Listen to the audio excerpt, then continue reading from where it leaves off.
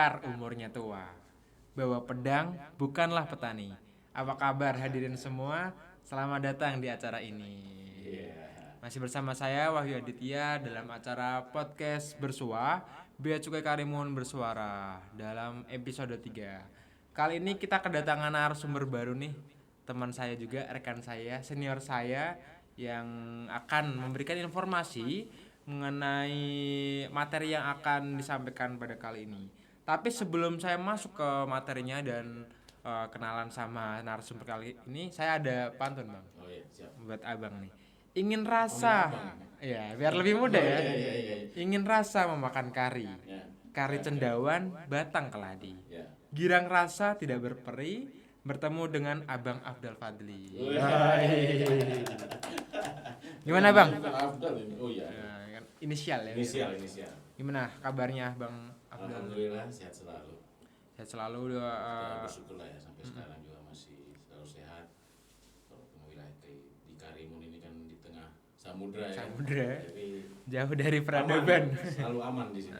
Gimana tim Piala Dunia? Megang siapa? Oh, Piala Dunia the one and only tim Tenggo Argentina Pasti ya. Argentina. Semoga bisa langsung Iya, harus juara. Raih.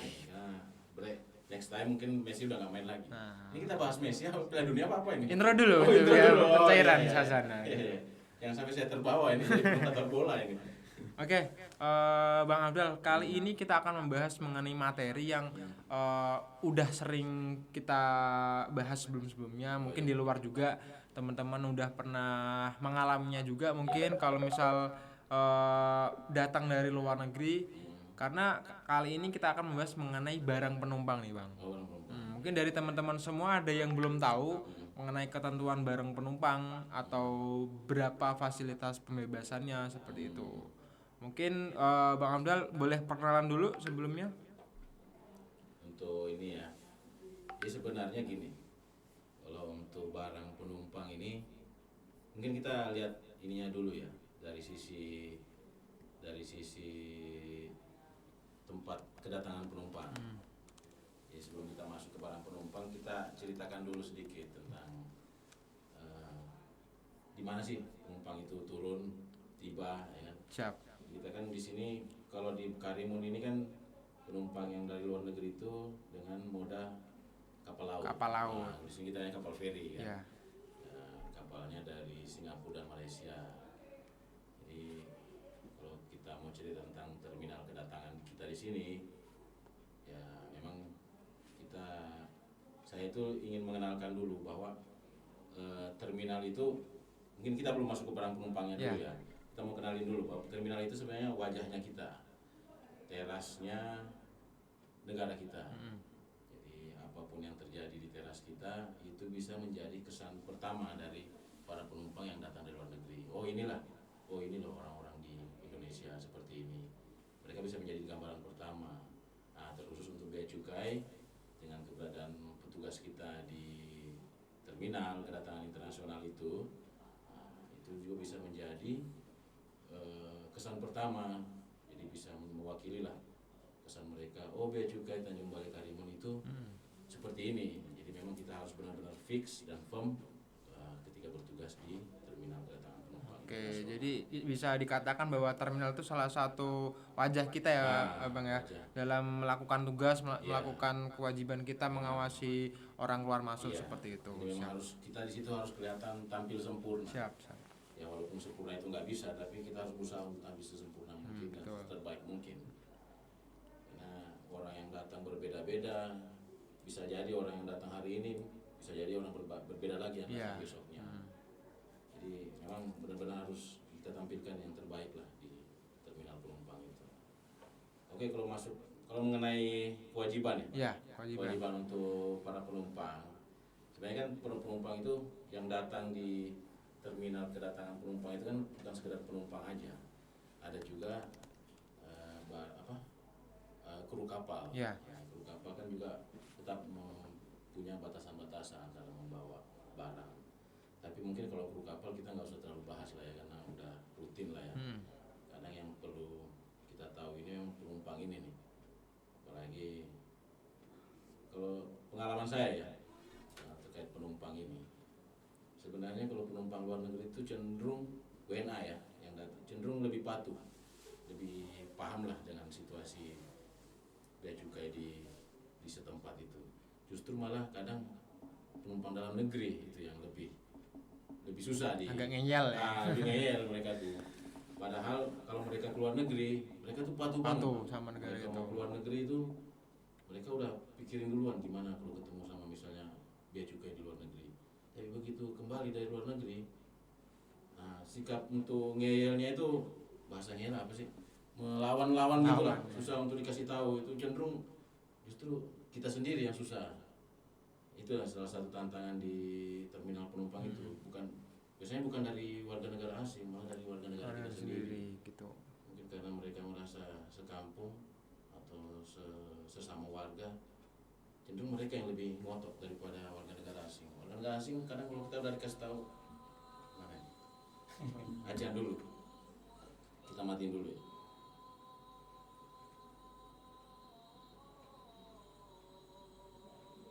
Cenderung kalau warga negara asing itu kita kasih tahu sekali dua kali mereka udah paham. Tapi kalau warga negara kita malah disuruh kita nunjukin aturannya. Ya boleh nggak apa-apa. Tapi kira-kira kalau mereka keluar negeri mereka begitu juga nggak? Berani begitu gitu nggak Pak? Sih enggak. Jadi ya kalau untuk barang penumpang yang kewajibannya itu tentu dia harus mengisi custom declaration. Custom declaration paling pertama. Sekarang kan udah muncul tuh SED. Nah SED ini udah ada di kantor beberapa terminal internasional ya. Di kota lain, misalnya di Cengkareng udah saya dapat kabar, dapat informasi udah diterapkan, di Kuala Namu juga, di Medan udah, itu juga di Bali udah ya, di Juanda. Yang jelas setahu saya di Soekarno Hatta udah dipakai. Memang itu lebih ini ya, lebih praktis, lebih simpel. Yeah. Ya insya Allah kedepannya di Tanjung Balai Karimun kita pakai juga lah. Ya, apalagi kan di sini cenderung penumpangnya nggak sebanyak di kantor kita. Kalau di kantor besar aja mereka bisa, ya tentu kita harus lebih bisa lagi. Siap. Kalau kita melihat dari data kita, kalau misal orang masuk ke Tanjung Balai Karimun kan banyak kan yang pekerja-pekerja di luar sana ya Bang ya. Nah itu bagaimana menyikapinya Bang?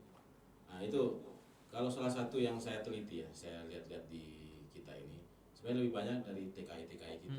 Mereka lebih mungkin dibanding mereka ke Batam, mungkin lebih cepat mereka nyampe sini.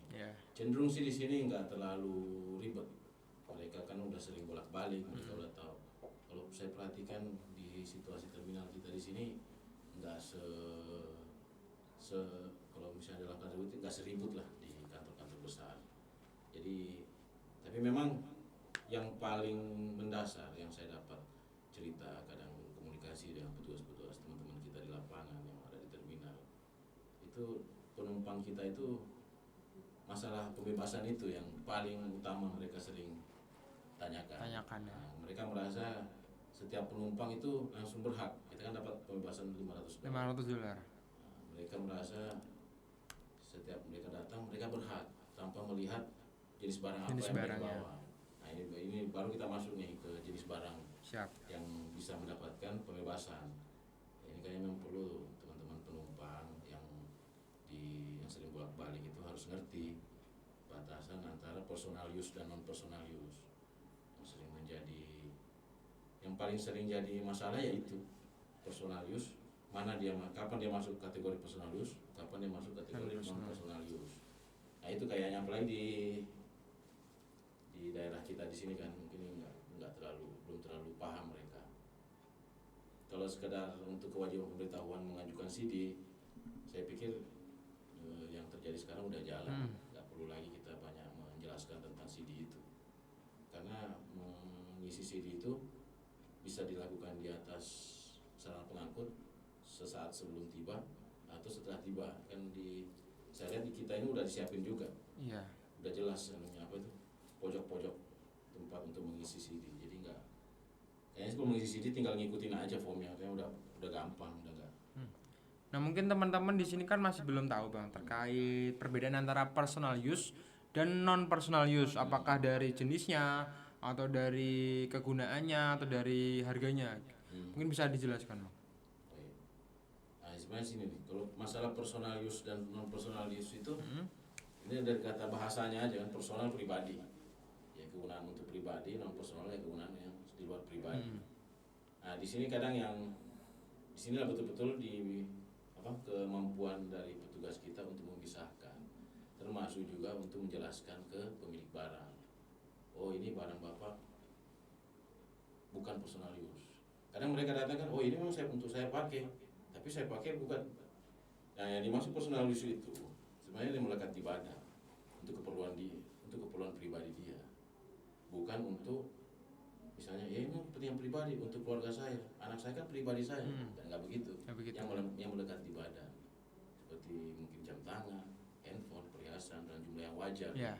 Nah di sini ada lagi tambahannya, jumlahnya wajar dan tidak wajar. Nah ini masalah jumlah wajar dan tidak wajar ini yang kadang memang jadi pergolakan. Jadi perdebatan di lapangan. Iya. Kapan kita sebut barang ini wajar, kapan? Nah, ini perlu tips and triknya di situ untuk melihat jumlah barang yang wajar maupun tidak wajar. Kalau pengalaman saya kebetulan sebelum di sini kan saya bertugas di salah satu bandara di Jakarta. Nah, untuk memisahkan wajar dan tidak wajar itu saya lihat pertama karakter orangnya, karakter penumpangnya. Apakah dia keluar negeri itu urusan dinas, apakah dia holiday, liburan, jalan-jalan, liburan, atau belajar, ya kan, lagi tugas belajar. Dari situ yang kedua kita lihat lagi dia berapa lama di luar negeri. Apakah dia 2 hari, 3 hari, atau seminggu? Durasi waktunya itu perlu juga kita lihat. Yang ketiga, negara mana yang mereka datangi. Terus seberapa sering mereka pulang balik. Nah disitulah kadang parameter itu yang saya pakai. Yeah. Jadi kalau kira-kira dia seminggu di sana, ya mungkin dia bawa baju beberapa untuk dia pakai, masih wajar lah. Misalnya kita lihat lagi ininya, misalnya dia bawa pakaian, dia pakai ukuran apa? Misalnya dia pakai ukuran L, ternyata begitu dilihat kok ada S, ada M, bervariasi lah ya. Makanya kita komunikasi lah, kita tanya berapa dia punya saudara kah, apa dia punya anak kah, punya istri. Tapi kalau jumlahnya masih wajar-wajar, mungkin ukuran S, dia punya anak 2, ukuran M 2 biji itu saya masih berani lah saya mengundang jumlah wajar. Tapi kalau jumlahnya udah di atas 10, kalau dulu kan memang ada aturannya tuh dari Kemenperindak untuk pakaian itu diatur lah 10 maksimal. Sekarang tapi aturan itu udah nggak berlaku lagi. Berarti banyak ya parameternya ya Bang. Parameternya tentu harus kita lihat secara luas. Makanya kita nggak bisa langsung, mungkin dia bawa barang pakaian misalnya di atas 10, ya kita lihat lagi dia dulu ini berapa lama. Misalnya dia sebulan, ya wajar. Bagi pengganti dia.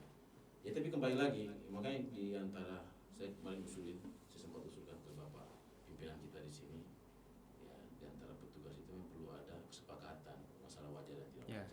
Jadi ada equal treatment lah. Nah, kalau untuk diaplikasikan, bisa panjang dikit ya. Kalau kita aplikasikan di mana? Khusus di Tanjung Balai.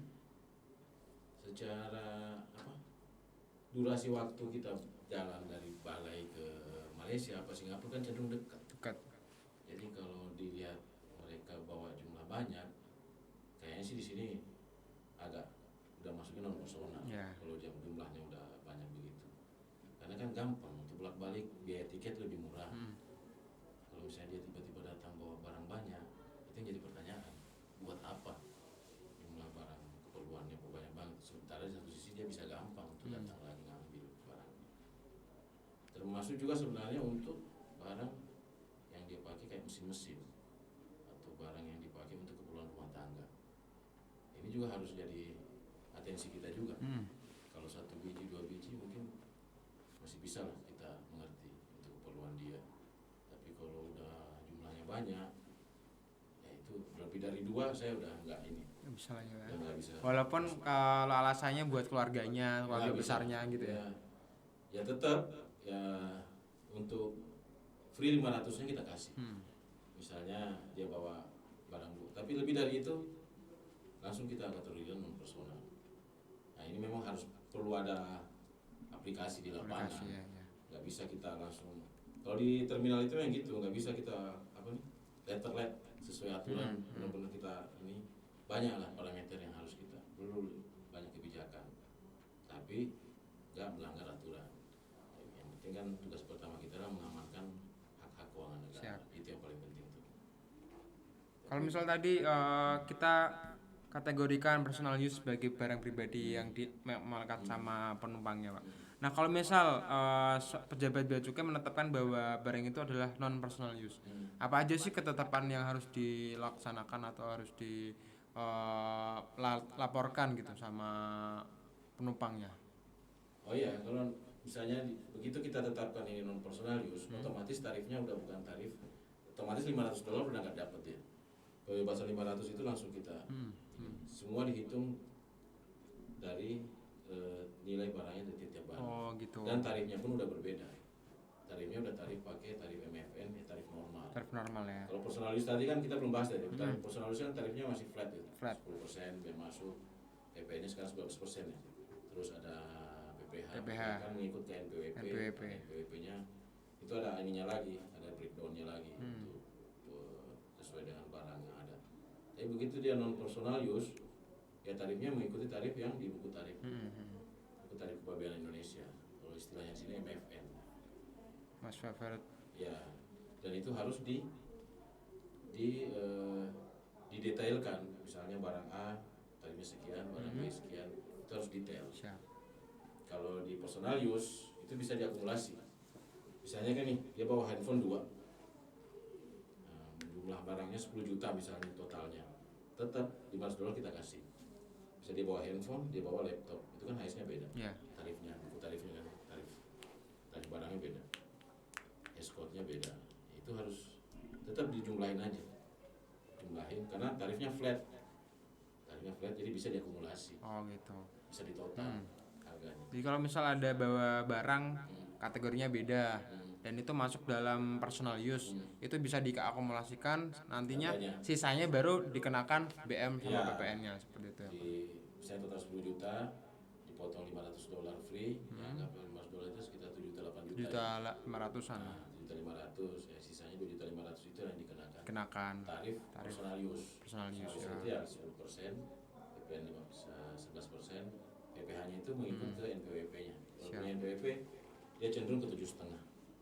Nah itu kalau untuk pembebasannya itu per orang atau misal dalam satu keluarga tuh bisa digabungin gitu Bang? Per orang. Per orang ya itu ya berarti ya. Per orang 500. Jadi kalau misalnya satu keluarga dia datang misalnya 3 orang ya setiap orang punya 500. Dan itu sebenarnya ini mungkin kita sambil cerita juga ya. Misalnya nih anaknya yang ketahuan bawa misalnya handphone sama laptop itu anaknya. Lebih lah dari 500 kan. Ya bisa nanti handphonenya dimasukkan ke ibunya misalnya. Gitu. Jadi ibunya yang dapat 500. Jadi dua-dua dapat 500. Gitu. Ini masih bisa kita terima. Tapi kalau misal tiap orang nih, tiap anggota keluarganya membawa barang yang mana itu ada yang melebihi dari $500 terus ada yang kurang, itu apakah bisa dikasih gitu kuota dalam pembebasan itu ke anaknya atau orang tuanya gitu? Ya mengikuti ke jumlah barangnya. Nggak bisa ditotal terus ini enggak. Jadi misalnya kayak contoh tadi dia bawa jam tangan 1. Dia kan personal use nih. Yeah. Jam tangan misalnya yang harga play yang 15 juta ya. Jam tangan 1, handphone 2, terus bawa laptop 1. Itu kan kalau di total anggaplah misalnya totalnya 25 juta. Dia cuma dapat 7,5 kan. Jadi sisanya itu sekitar 12.500.000 dia harus kena pajak. Yeah. Nah, kita pecah aja. Ya, tapi kan kita sepanjang ibu ini nggak punya ini juga Benar, barang buat atau bapaknya ya. Kita pecah aja ya jam tangannya kita kenakan ke ibunya ya kan per 500 bisa jam tangan kan, atau laptopnya kita kasih ke bapaknya, kita anggaplah ini punya bapaknya, bisa seperti itu. Bisa ya Pak ya. Iya. Dan sepanjang kita tahu dia datangnya bersamaan. Siap. Nah selain untuk pembebasan juga barang apa aja sih yang dibebaskan atas biaya masuknya gitu kalau misal kita dari luar negeri? Sebenarnya sih bukan masalah pembebasan barangnya, lebih ke semua barang, namanya gini, semua barang dari luar negeri itu kan terutang bea masuk. Iya. Ya, sampai diberitahukan pabeannya dihitung harganya. Jadi nggak ada cerita itu barang itu bebas. semua barang itu tetap kita akumulasi harganya, kita hitung nilai pabeannya. Masalah dia nanti mendapatkan free 500, ya itu kan melekat ke penumpangnya bukan ke barangnya. Jadi nggak ada barang, nggak ada ceritanya barang itu bebas masuk. Bebas masuk. Iya. Itu karena fasilitas $500 dikenakan ke penumpangnya. Siap.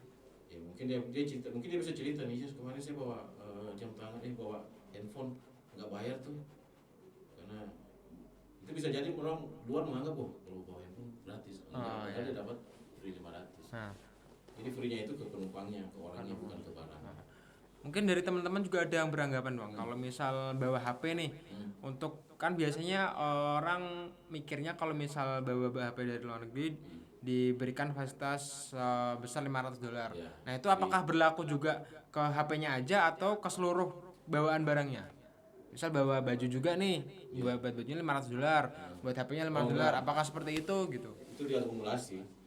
Jadi begini, jadi yang pertama itu memang benar itu. Yang pertama itu harus kita pisahkan dulu yang mana personal use, yang mana non personal use.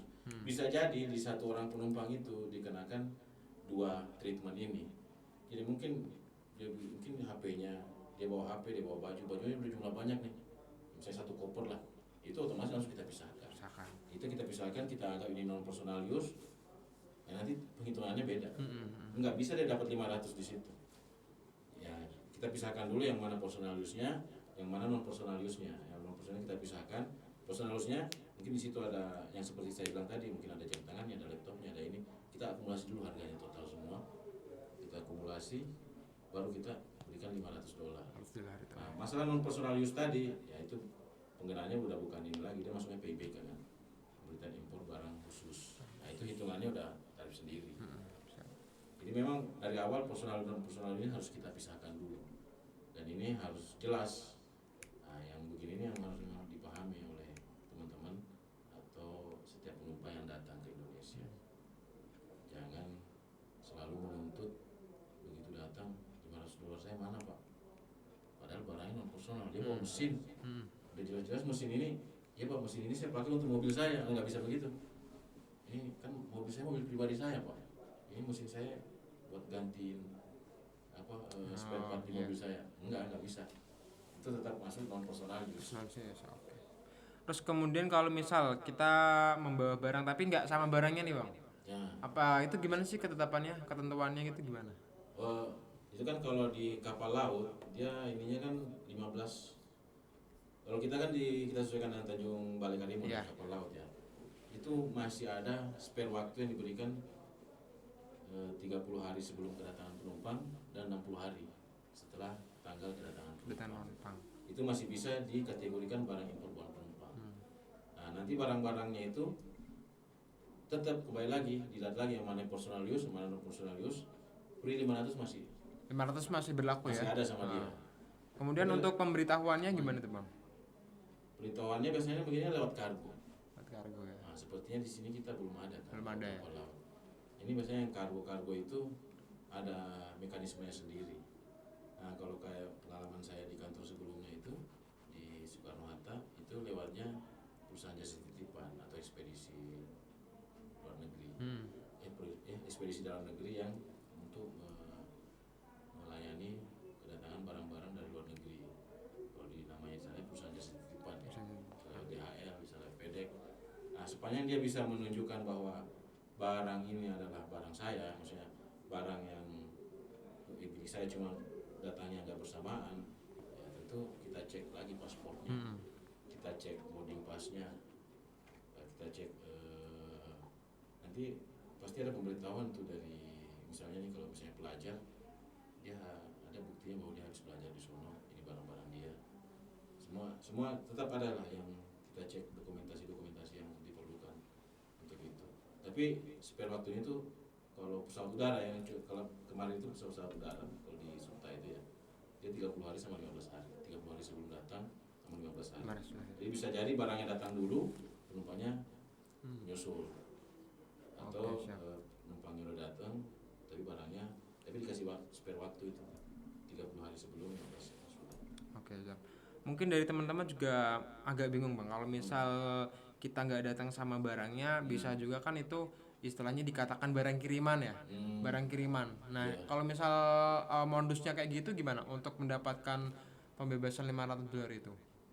Ya itu kita lihat ini apa keterkaitan antara penumpang dengan barang yang ada Barangnya. itu. Sama nggak penerimanya? Ya makanya dari awal semua teman-teman harus tahu. Kayak kita memang sifatnya podcast ini edukasi ya. Iya. Jadi kalau misalnya mau bawa barang dari luar, tapi misalnya nggak datang bersamaan, sebaiknya nama penerima barang itu sama dengan nama yang di penumpang, nama paspornya. Dan rata-rata sih pengalaman saya, kalau barang yang tiba tidak bersamaan dengan kedatangan penumpang itu rata-rata barangnya barang bekas, nggak ada barang-barang. Oh, Biasanya iya. orang-orang begitu karena barangnya banyak. Banyak ya. Barangnya banyak, mungkin dia lama tinggal di luar negeri, habis belajar atau habis pendidikan, dan rata-rata pelajar atau pekerja. Itu nanti kan kelihatan kok karakteristik barangnya itu. Dan biasanya barangnya nggak bernilai tinggi lah untuk misalnya itu jadiin apa modus untuk jadi jualan kah? Sepertinya enggak. Dan pengalaman saya nggak sampai ke situ. Nah, Dan sepanjang dia bisa membuktikan bahwa itu barang dia itu milik dia, ya kita tetap berikan fasilitas itu Siap. $500. untuk $500 tuh baik setelah kedatangan atau sebelum kedatangan tuh jadi satu ya bang ya? Jadi satu. Nggak dibedain ya. Nggak Misal dibedain. kita kedatangannya agak sebelumnya terus barangnya dulu $500 nggak gitu ya? Tetap Tetap satu ya. Nah, makanya itulah. Nah, ini pertanyaan bagus nih. Kadang kan sebelum datang barang udah datang nih. Habis itu penumpangnya datang misalnya. Terus seminggu berikutnya datang lagi barang dia. Nah, disinilah gunanya database itu, penelitian kita di database kita harus bikin database memang tentang penumpang. Jangan sampai dia udah dapat free sebelumnya, karena barangnya datang lagi, mungkin penumpangnya beda, dapat lagi dia 500. Oh iya. Nah, ini memang di situ. Makanya data-data itu penting untuk. Tapi PIBK itu kan kalau di sana itu di pengalaman saya di sana itu kan PJT-nya udah patuh-patuh ya, perusahaan jasa titipannya. Mereka sebenarnya sebelumnya mereka udah pada tahu tuh. Mereka udah kasih tahu duluan. Kemarin udah lapor Pak. Kayaknya masukan yang sangat penting itu. Kayaknya bagus juga misalnya didengar sama pimpinan-pimpinan kita ya yang mungkin sempat baca lihat nanti YouTube ya. YouTube. Nah, ini penting juga nih database tentang penumpang. Jangan sampai dia 2 kali mendapat itu ya. Ini bagus juga gitu. Iya.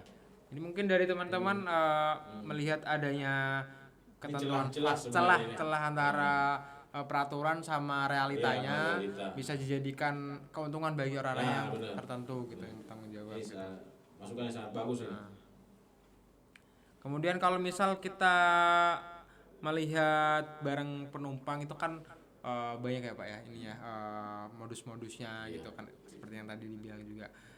Kalau misal kita beralih nih kalau di BKC nih, barang kena cukai ini menarik ya bang ya. Terkait pembawaannya kan mungkin saya lihat di beberapa video 86 dan custom protection tuh kenapa sih kalau misal barang minumannya dibuang di wastafel sama petugasnya atau rokoknya dibuang di tempat sampah itu kenapa sih bang sebenarnya? Ya itu kan inilah selain masalah personal use dan non personal use itu kan lebih terkait ke biaya masuk ya. Orang lebih cenderung banyak yang tahu itu terkait pembebasan $500. Sementara untuk barang-barang yang kena cukai seperti rokok, cerutu atau minuman itu ada pembebasan juga yang diberikan. Tapi sebelum kita masuk ke pembebasannya itu kita harus ingatkan dulu untuk membawa barang-barang seperti hasil tembakau atau alkohol tetap ada batasan usia yang kita ini. Kalau penumpangnya di bawah 18 tahun untuk hasil tembakau itu nggak dibolehkan. Jadi yang boleh bawa hasil tembakau itu usianya 18 tahun ke atas. 18 tahun ke atas. Kalau yang minuman alkohol itu 20 tahun ke atas. Itu dulu tuh. Jadi kalau kita lihat umurnya ya minimal kita lihat paspornya kan. Paspornya kan ada tanggal lahirnya. Ya itu harus kita ini. Begitu dia bawa hasil tembakonya jumlahnya umurnya itu belum masuk ya semuanya kita ambil alih, kita musnahkan di depan dia. Nah pemusnahannya itu bisa di depan penumpangnya ataupun tanpa dia saksikan. Nah kalau masalah pembebasan rokok itu untuk penumpang kan batasnya 200 batang. 200 batang untuk rokok. Siap. Tapi kalau misal untuk hasil tembakau ini sama minuman mengandung etil alkohol bisa bareng di bawah ya Bang ya? Bisa barang di bawah. Minuman mengandung etil alkohol tetap 1 liter dapat free. Nah, lebih dari itu langsung kita musnahkan. Langsung dimusnahkan. Karena kalau rokok itu langsung sama teman-teman saya lihat itu langsung dipotong pakai cutter. Kalau minumannya langsung dibuang udah disiapin wadah-wadahnya itu. Mungkin jadi teman-teman udah ada gambaran mengenai pembawaan barang kena cukai meliputi sigaret, cerutu dan hasil tembakau lainnya atau HTPL. Itu untuk pembawanya bersifat persentase ya Bang ya? Persentase. Jadi kalau misal membawa 100 batang sigaret itu kan berarti setengahnya dari 200 batang. Iya. Berarti itu termasuk 50%. 50%. Masih ada kuota 50% lagi, entah mau dibawa cerutu atau ada HPTL seperti itu. Ya, misalnya bawa liquidnya lagi ya tinggal dikonversi aja. Konversi aja. Ngomong-ngomong mengenai etil alkohol, kita ada endorse nih Bang. Oh, Kopi nih. Oh iya. Jangan lupa. Ini ada kopi. tadi udah sempat saya minum sedikit, saya cobain dulu. Dari Pak Bubar. Bubar. Budi Barista. Budi Barista. Makasih Pak Bubar. Makasih Pak Budi, saya cobain dulu. Katanya apa? Japanese ya? Japanese. Kopi Japanese ya? Saya baru minum juga. Seger nih kopinya. Segar. Oh beliau tadi bikin yang ini ya, versi dingin ya? Versi dingin. Terima kasih Luar Pak biasa. Bubar. Terima kasih Pak Budi atas endorse-nya. Cuma mereknya nggak ada ya? Ada. Cuma kalau kita kan kadang kalau nggak ada kopinya, kalau ada kopi nggak ada rokok nggak enak juga ya? Waduh. Mungkin next-nya kita sambil merokok mungkin. Tapi nggak boleh lah. Sesi lain. Sesi lain ya.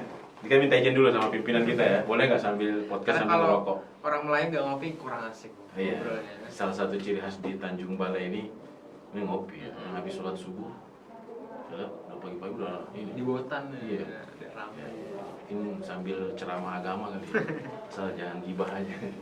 Oke, menarik nih Bang mengenai barang pembebasan Iya. penumpang ya, baik itu dari barang personal use, non personal use, dan juga barang kena cukai. Cuman mungkin dari teman-teman ada yang mengalami kalau misal membawa nih barang yang akan diimpor sementara, itu dapat fasilitas apa aja dan bagaimana ketetapannya seperti itu.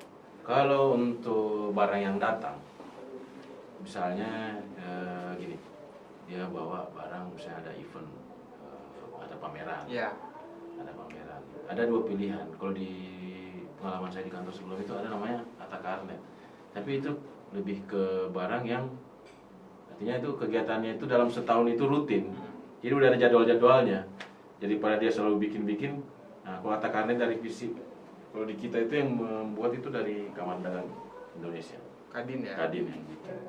Cuma kalau biasanya sih dia kerjasama dengan organisasi otomotifnya. Kalau di kita ini kan apa? Otomotif kita itu apa ya namanya itu yang apa? Organisasi otomotif kita itu. IMI. Ya, IMI. Ikatan Motor Indonesia. Endorse-nya dari situ tuh. Cuma kalau dari luar negeri ya tergantung masing-masing luar negeri ya. Cuma mereka udah ada formatnya tuh kata karnet, dan di kita pun ada aplikasinya. Ada formnya juga. Tapi kalau untuk yang situasional, acara-acara pameran sekali aja tampil dalam setahun, ya kita kasih, kalau misalnya kita tawarkan mereka itu dalam bentuk jaminan. Jadi dia memberikan jaminan sejumlah biaya masuk dan PDRI yang harus dia bayar atas barang itu. Ya langsung itu kalau datang itu berarti ini barang udah masuk langsung kategori non personal use, nggak ada istilahnya lagi $500 di situ. Langsung kita hitung satu-satu, kita nilai barangnya, kira-kira berapa nih harga nilai barangnya semua, pungutannya berapa, dia ngerahkan jaminan. Nanti kita kasih bukti penerimaan jaminan. Kadang kalau di kita itu karena persamaan untuk kurs, kemarin itu waktu saya di kantor sebelum itu ada kebijakan memakai mata uang rupiah. Karena kalau kita pakai misalnya orangnya dari Cina atau orangnya dari kita nggak sebut negara lah ya. Dia dari negara-negara yang kecuali kalau dolar kan cenderung lebih stabil ininya. Kalau dia mata uang lainnya lebih gampang naik turun tuh. Kadang beberapa kasus itu kita terima dalam bentuk mata uang asing. Karena kan nggak semuanya juga. Kadang mereka tuh pulang nggak ngambil lagi barangnya. Bisa jadi barangnya udah laku. Ya kan dia buat pameran ternyata ada yang tertarik di event itu, dibeli, dijual sama dia. Otomatis jaminannya nggak diambil lagi kan. Nah begitu jaminannya kita kita cairkan, otomatis kan di konversi itu ke mata uang, ternyata nilai kurang turun. Jadi kemarin kebijakannya itu mereka harus menyetor dengan mata uang rupiah. Nah nanti masalah mereka nggak punya uang ya di bandara kayak di sini mungkin nggak ada, harus dikonversikan dulu ya. Konversikan dulu biar harganya stabil. Ya. Kalau dulu itu sebelum ada kebijakan itu, saya pribadi saya kasih range 10%. Misalnya dari biaya masuk dan PDR yang harus dia bayar itu misalnya 10 juta, saya naikkan 12 juta untuk jaminan. Karena 12 juta dalam bentuk rupiah ya, tapi misalnya dia bayar dalam dolar, otomatis saya kurskan ke dolar. Itu untuk menjaga ini aja, stabilitas perubahan harga nilai mata uang asing itu. Itu kebijakan saya dulu. Ya masing-masing orang punya cara lah. Kalau misal nanti barangnya kebeli berarti jaminan itu? Nah, kita kasih tahu ke penumpangnya minimal kita kasih waktu itu 3 jam sebelum jam boarding dia harus ke bea cukai. Karena kan ada proses lagi di situ untuk membalikan uang dia kan, dia harus kita periksa lagi barangnya apakah masih sama, ya kan? Jangan-jangan barangnya udah berubah nih. Dia bawa barang A tapi kembalinya B. Kita sampaikan. Makanya di bukti penerimaan jaminannya itu jelas nanti spesifikasi barangnya, harga barangnya, baru atau bekasnya nanti kelihatan di situ. Menarik nih teman-teman semua kalau misal kita membahas mengenai barang penumpang karena ada perbedaan treatment ya. Kalau misal ini kan belum kita bahas yang ekspor nih. Nah, kalau yang keluar itu sama di kita itu. Nah ini perlu teman-teman tahu yang di luar sana. Kalau mau bawa barang ke luar negeri yang rencananya mau dibawa balik lagi, sebaiknya melapor ke bea cukai. Melapor dulu. Karena apalagi barang-barang yang mau diperbaiki. Karena kan handphone juga mau kita perbaiki tuh. Bisa jadi bukan handphone dia sehari-hari, mungkin titipan teman-temannya, dia mungkin mau ke luar negeri, ya sebaiknya lapor kita berikan surat namanya surat pemberitahuan membawa barang SPMB. Nah nanti di situ ada spesifikasinya jelas, barangnya apa, nilainya berapa itu jelas di situ. Jadi begitu dia balik, dia tinggal liatin lagi. Jadi kalau misal nanti nggak menyertakan surat itu, kalau misal dari petugas menanyakan kalau misal barang itu dari dalam negeri apa buktinya gitu? Apa buktinya? Rata-rata kan yang biasanya itu kan mesin. Nah, mungkin yang sering saya hadapi itu dulu contohnya itu molding itu ada yang kecil-kecil, kalau yang gede-gede kan berat banget tuh. Jangan butuh cepat diperbaiki, kadang langsung dibawa sama penumpangnya keluar. Nah di molding itu kan ada ininya, ada speknya. Beberapa case itu saya hadapi, mereka lupa ngasih tahu ke kita.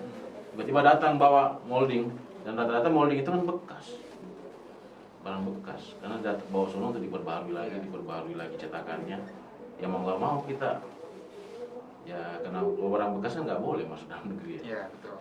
Ya walaupun dia udah punya bukti, ini pernah fotonya pernah saya pakai, nggak bisa kita. Kita harus strict di situ. Bisa jadi manipulatif. Nah, ini bisa jadi modus nanti. Modus baru. Gitu. Selain itu ada juga uang ya bang? Kalau misalnya kita membawa luar negeri ada senilai 100 juta, nanti harus kita, dari itu harus ada ini. Pemberitahuan ke kita.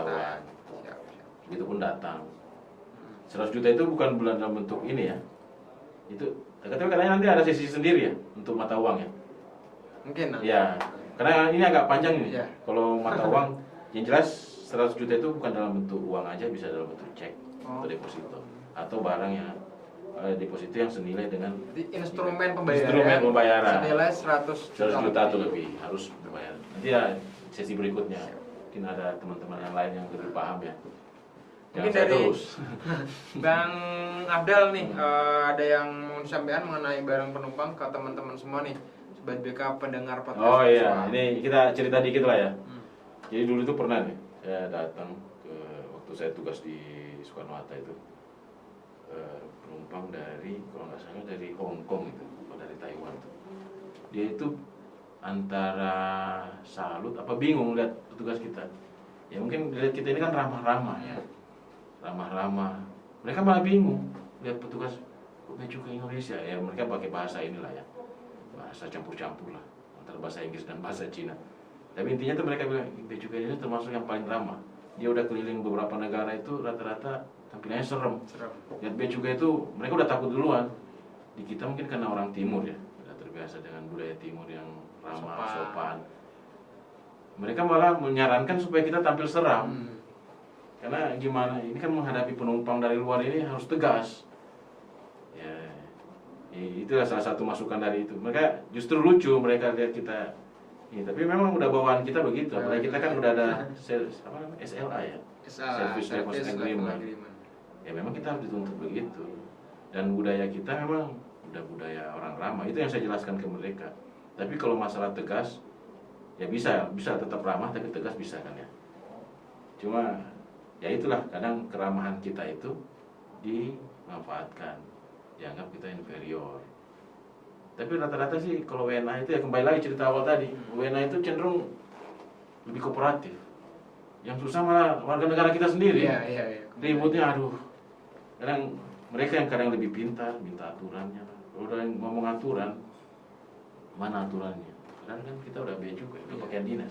Yang kita sebutin ini aturan. Cuma ya gitulah. Ya tingkat kepercayaan masyarakat kita terhadap pelayanan publik di Indonesia itu kan masih lemah, masih rendah. Ya memang tantangan kita lah. Ya nggak apa-apa, kita jalanin aja. Supaya kita berjalankan sesuai dengan ketentuan yang ada, nggak ada masalah. Mungkin dari Bang Afdal ada closing statement buat materi kita kali ini. Ya closing statement saya sih lebih ke kepatuhan pembayaran. Ya kalau memang istilahnya kan udah sering keluar negeri nih, ya, datang dari luar bawa barang, ya minimal harus paham lah bahwa setiap barang yang datang dari luar negeri itu terutang biaya masuk dan pajak dalam negeri. Terus ya masalah mungkin dari masukan dari saya sendiri untuk teman-teman kita di Tanjung Balai Karimun ini, di KPBC TMPB Tanjung Balai Karimun, mungkin lebih aktif lagi melakukan kita. Ini termasuk masukan untuk diri saya sendiri. Mungkin lebih aktif lagi kita lakukan sosialisasi. Salah satu masukan saya itu kan di kapal-kapal itu kan ada layar-layar TV itu. Mungkin kita bikin video-video pendek, atau mungkin nanti dari podcast kita ini kita edit. Kita ya kalau lama-lama kan kadang penumpang juga males ya. Apa 2 menit apa 3 menit kita tampilkan tuh. Jadi begitu penumpang mau tiba, atau sekali-sekali juga perlu kita mungkin Mas Adit atau Mbak Nasa sekalian. Iya, sekalian sambil jalan-jalan. Ya kita berikan sosialisasi di lapangan. Di Suta itu udah pernah begitu. Tapi di terminal, nggak ke pesawat, karena mahal kan. Kalau di nyebrang ke Singapura ini lebih murah, kan 250.000 ya. 400-an. 400 ya? 250. Kalau PP. Oh PP, oh iya itu PP ya. Tapi mungkin bisa kita kerjasama sama agen kapal ya. Karena kita kan nggak mau ke negara mereka, sekedar hanya sosialisasi aja. Nah, bisa lah itu sambil pakai dinas dengan lebih fun. Jadi penumpang nggak bosan. Nggak bosan. Kita langsung sosialisasi on the spot. Oke, itu aja sih. Saya lebih minta sih patuh lah bayar. Itu jangan dia melihat kita itu wah ini bea cukai mungut-mungut ya. Kita juga kan sebagai petugas aja. Ini kan mungut buat negara. Menjalankan undang-undang. Menjalankan undang-undang dan bea cukai itu rata-rata peraturannya titipan dari Kementerian Perdagangan ya. Ya kita cuma menjalankan dan uang pembayaran itu nggak masuk ke kita, nggak masuk ke bea cukai, maksudnya ke negara. Bantu pemerintah untuk membangun negara. Oke, terima kasih Ya, Bang Afdal atas materi yang telah disampaikan mengenai barang penumpang. Saya berharap untuk teman-teman semua pendengar podcast Bersua bisa mendapatkan manfaat ya Bang ya. Dan kita juga punya ini kan, punya nomor hotline humas ya. Ada call center mungkin kita ada juga. ada yang kurang dari omongan saya.